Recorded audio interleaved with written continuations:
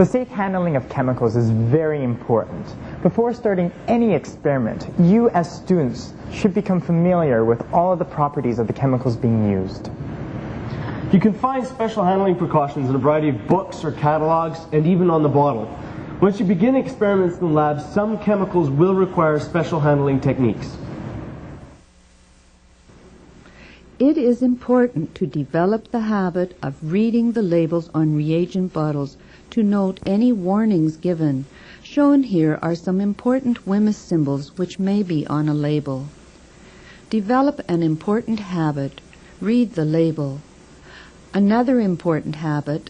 Before setting up any organic experiment, check the experimental procedure for warnings about chemicals, then think. Are any of the chemicals particularly corrosive? If so, wear adequate eye and hand protection. Are any of the chemicals especially flammable? If so, check that there are no open flames in the vicinity. Are any of the reagents toxic or unpleasant smelling? If so, they will need to be dispensed and used in a fume hood. Are any of the reagents highly air or moisture sensitive? If so, special handling techniques will be required. Remember, if in any doubt about how to handle a given compound, ask. Organic chemistry experiments use defined amounts of reagents. The amount of solid for a chemical reaction is always given by weight. In your experiment, you will probably need to weigh one or more reagents and, of course, the final product.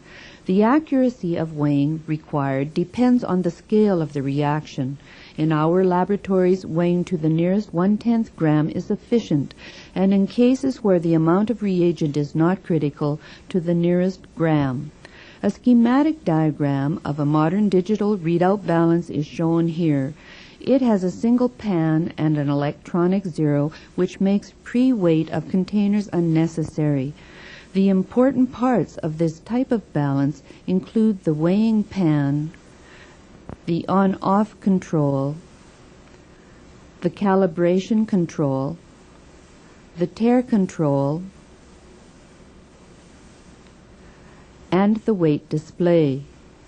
The weight display shows the weight as hundredths of a gram, while the digital display gives several other types of messages.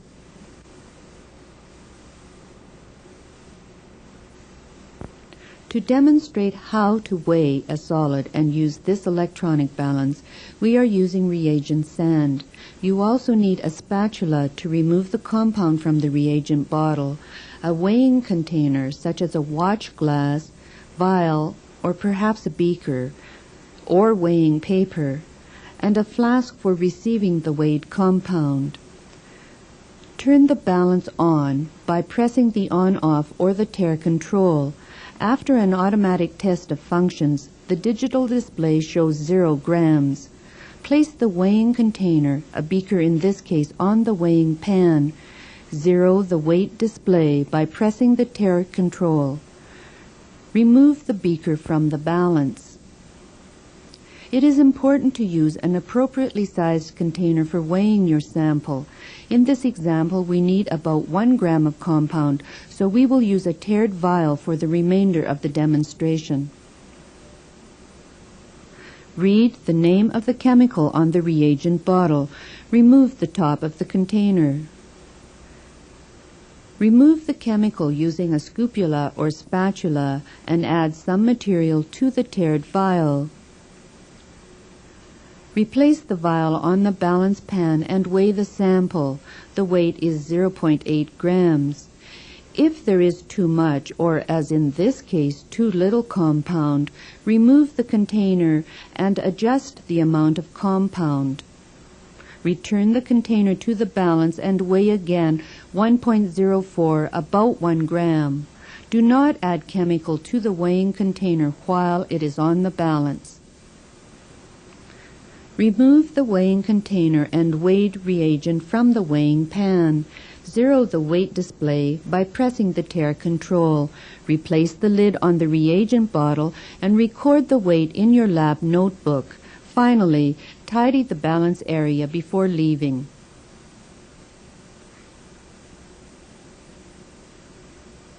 If you are using weighing paper, follow a similar procedure. Turn on the balance. Fold the paper in half diagonally. Filter paper should not be used because reagents adhere to it. Place the weighing paper on the balance and press the tare control. Remove the paper from the balance and add reagent.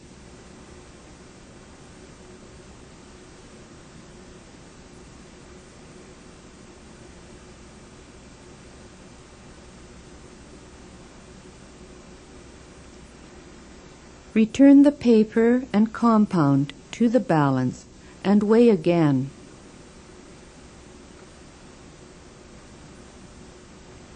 Record the weight accurately.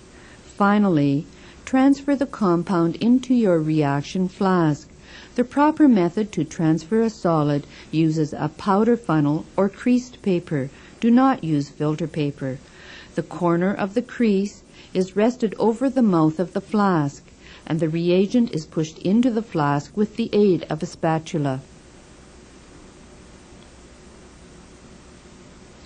Liquids can be measured by weight, but it is usually easier to measure a liquid by volume. Various equipment available in the laboratory is suitable for measuring the volume of liquids. Beakers and Erlenmeyer flasks have approximate volumes marked on their sides, while graduated cylinders measure more accurately. The choice of equipment depends on the accuracy of measurement required. If about 60 milliliters of solvent is required for an extraction, for example, then a graduated beaker or Erlenmeyer flask can be used. When more accuracy is needed, use a graduated cylinder, but choose one of appropriate size.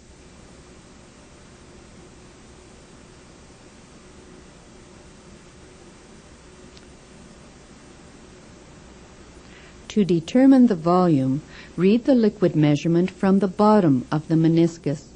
In this case, it is 4.6 milliliters. When measuring liquids, it is possible to pour liquids from a reagent bottle into a measuring cylinder, but a funnel should always be used to minimize the chance of spills. One technique, which also helps to prevent spills, is to pour the liquid down a glass rod.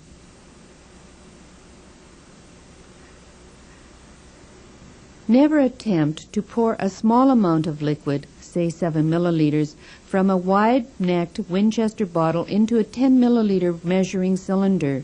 Use a clean pasture pipette to transfer the liquid.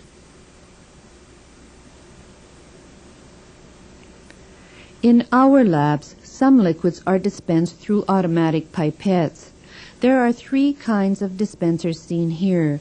The containers with blue and pink solutions are dispenser bottles for pouring various amounts of reagents, while the brown container has an automatic dispensette and is used to measure 2 to 10 milliliters of liquid. This dispenser bottle is designed to have the top squeezed. However, you get better control by squeezing the sides. I recommend that you do it this way. With this container, you simply pour the reagent out the large spigot. The other tube is a vent to let in air. With the automatic Brinkmann dispensette, first set the amount of liquid required, say 5 milliliters. Loosen the screw, move it to 5 milliliters, then tighten finger tight. With the discharge tube pointing away from you, hold the vessel under the discharge tube. Pull the plunger up gently to the upper stop. Push down gently and evenly. Be careful. Never force the plunger. Never raise too quickly or push too hard. The replacement cost on this item could lead to personal bankruptcy. With the dispenser 511, set the desired volume, say 2.5 milliliters, with the volume selector. Rotate the selector until the desired number appears in the window, 2 in this case. It automatically clicks in at the right position. Rotate the collar until the 5 stands next to the window. The correct position is achieved when the white dash under the window is even with the vernier graduation mark. Raise the plunger to fill the dispenser barrel. Gently push down to deliver the liquid. After use, place the tip cap on the delivery jet to prevent liquid from leaking. Although experiments are designed to teach proper and safe technique, some may deal with dangerous material. Ultimately, safety depends on you. Be aware. Read labels and follow all safety instructions.